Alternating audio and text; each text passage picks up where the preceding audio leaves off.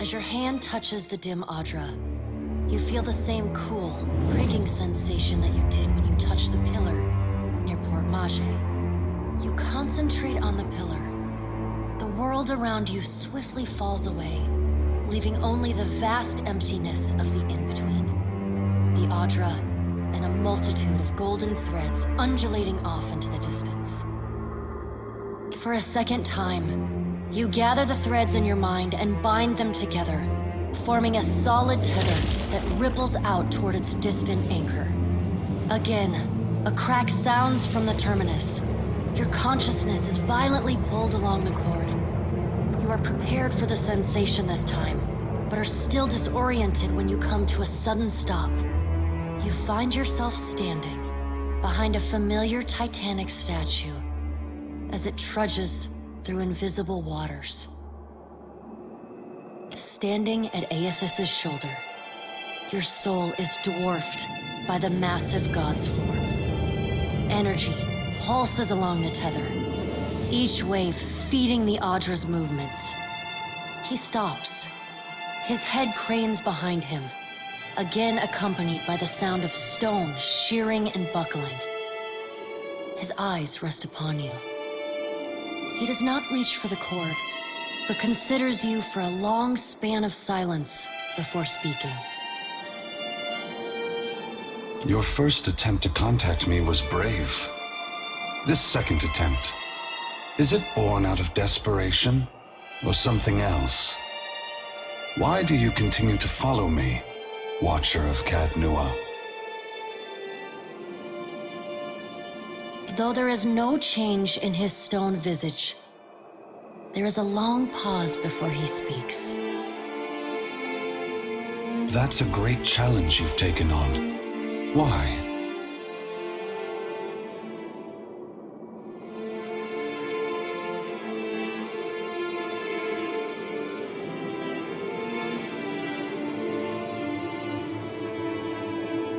At first, he does not respond, but there is a wavering from the light within him, a momentary dimming that allows you to see the souls within the Adra clearly. I never sought violence or death, but Margren and the Hand Occult have ensured that the world believes the madman Widewind tried to destroy the Deerwood and everyone in it.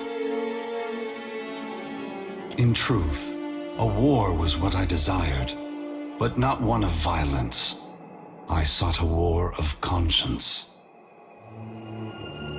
If people saw that the ruins so faithfully guarded by the Glanfathans were nothing more than machines the Angwithans had used to turn themselves into gods, what could that mean? Eothas becomes silent. You can sense his presence advancing back along the cord between you. His energy flows over your hand, tendrils of light probing into the air around you. They poke and prod at the silent lost souls hovering in your vicinity.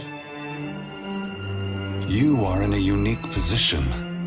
In spite of the work of the Leaden Key and Hand Occult, you have seen through our facade. You know the god's true nature.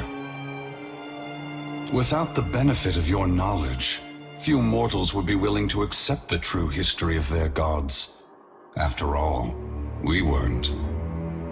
The last time I walked Eora, I made a mistake in not revealing my true purpose. I believe you would understand it better than most.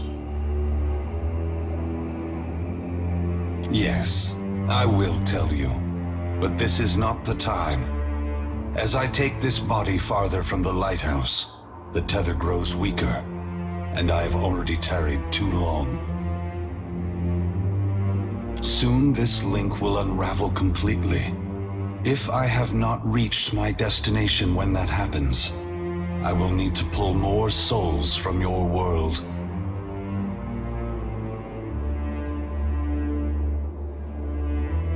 It is. When you contacted me from Port Mage, I had to sever my tether to the Luminous Adra.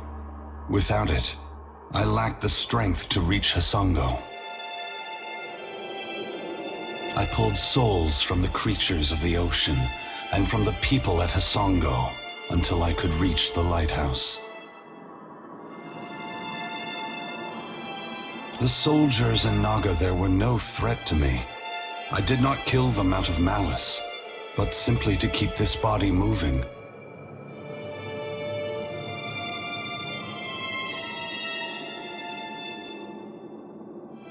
That question, Watcher, requires a more philosophical examination than we have time for. The edges of Eothas' massive form blur and dissolve. The huge figure retreats from you. As it moves, the tether begins to rapidly unravel.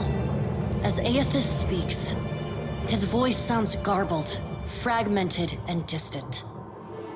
If you would know more, find me at the Ashen Maw in Margren's Teeth.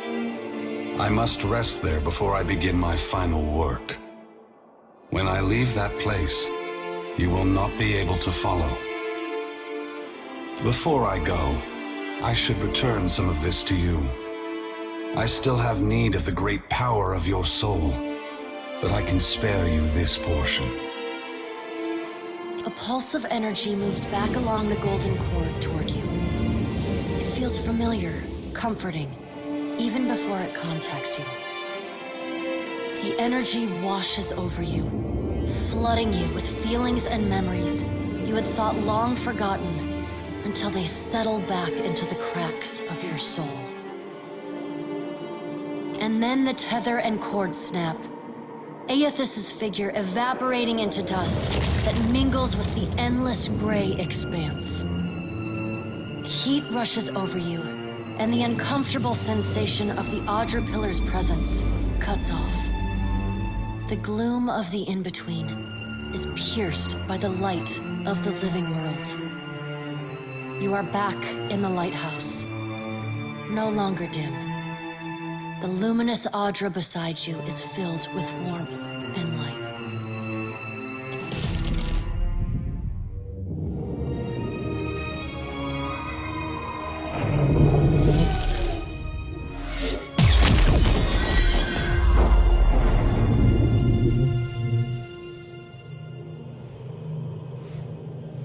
Long have we kept peace with the sand-striped people.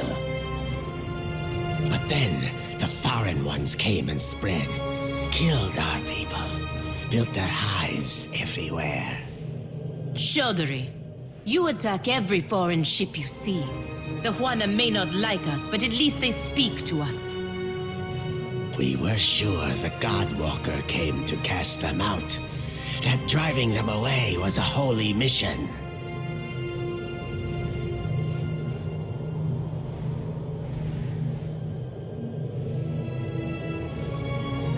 You have never fought to defend something. Very fortunate. Or cowardly. We must go. I know not what this means, but our brethren should hear of it. You show us something new today, Shuffler. Thank you for this. And for your mercy.